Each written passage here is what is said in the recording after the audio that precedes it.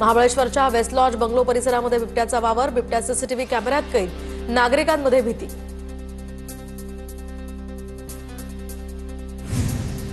जळगावच्या कांचननगरमधील नागरिकांचा मतदानावर बहिष्कार टाकण्याचा इशारा, परिसरामध्ये विकास न झाल्यास मतदानावर बहिष्कार टाकणार।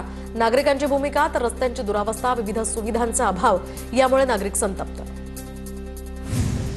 नंदुरबार नगरपालिका निवडणुकीसाठी अर्ज दाखल करण्यासाठी उमेदवारांची पालिकेत मोठी गर्दी। अर्ज दाखल करण्यासाठी आता शेवटचे 2 दिवस शिल्लक राहिल्यामुळे ही मोठी गर्दी सध्या होतीये।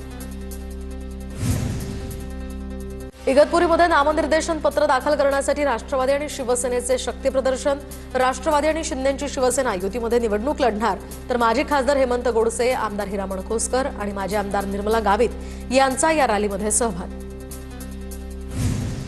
वर्ध्याच्या देवळीमध्ये भाजपकडून रॅली काढत उमेदवारी अर्ज दाखल। नगराध्यक्ष पदासाठी भाजपकडून रामदास तडस यांच्या पत्नी शोभा तडस यांचा उमेदवारी अर्ज।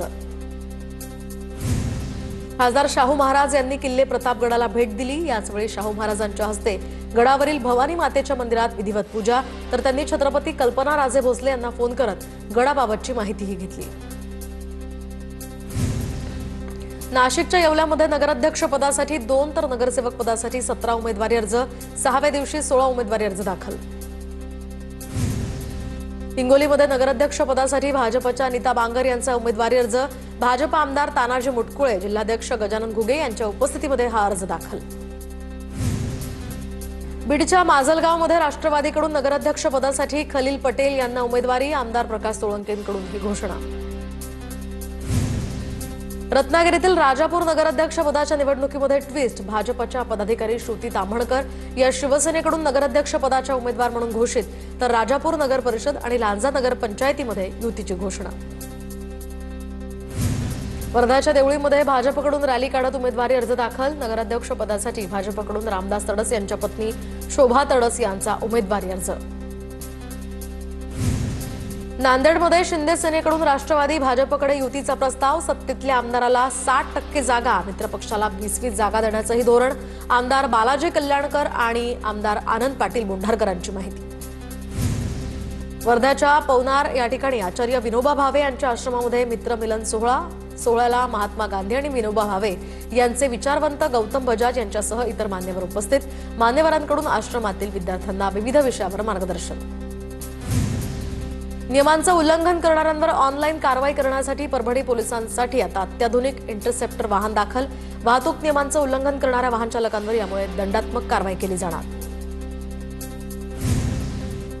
वाशिममध्ये विद्यार्थ्यांकडून मतदाराची जनजागृती। माझे हक्क माझे मत या उपक्रमांतर्गत पोस्टर निर्मिती आणि पत्रलेखन स्पर्धा। विद्यार्थ्यांनी मतदानाचं महत्त्व मांडणारी आकर्षक पोस्टर्स यावेळी साकारली होती।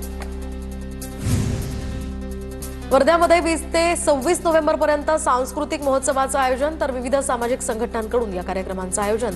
Dancing, singing, modelling, drama, reel star अशा अनेक स्पर्धा या ठिकाणी घेण्यात येणार। गोंदिया जिल्ह्यामध्ये 59 जागांवर पोलीस शिपाई भरती। जिल्हा पोलीस दलामध्ये शिपाई आणि पोलीस वाहन चालक पदासाठी भरती प्रक्रिया सुरू। नंदुरबार जिल्ह्यातून जाणाऱ्या महामार्गाची दुरावस्था। नेत्रंग, शेवाळी आणि विसरवाडी ते खेतिया महामार्ग दुरुस्त करण्याची मागणी। अहिल्यानगरच्या संगमनेरमध्ये कारमधून जप्त केलेले 1 कोटी रुपये अजमेरा आणि अक्षया कन्स्ट्रक्शन कंपनीचे असल्याची माहिती। धाराशिवच्या बँकेतनं हे पैसे काढल्याची माहिती। आता बँक व्यवहार आणि सर्व डिटेल्स निवडणूक आयोगाकडे सादर, तर हस्तगत केलेली ही रक्कम सोमवारी कंपनीला हस्तांतरित होणार। मांडवा जेट्टी अत्यंत धोकादायक अवस्थेत। जेट्टीचे मुख्य खांब कमजोर झाले असून ठिकठिकाणी प्लास्टर गळून लोखंडी सळ्या बाहेर आल्यात। त्यामुळे या मार्गाने प्रवास करणाऱ्या हजारो प्रवाशांचा जीव धोक्यात।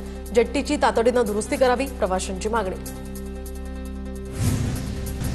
सांगलीतील उत्तम मोहिते हत्या प्रकरणातील आरोपींची पोलिसांकडून धिंड। 3 दिवसांपूर्वीच दलित महासंघाचे अध्यक्ष उत्तम मोहिते यांची निर्घृण हत्या। मुख्य सूत्रधार गणेश मोरेसह 4 अटक।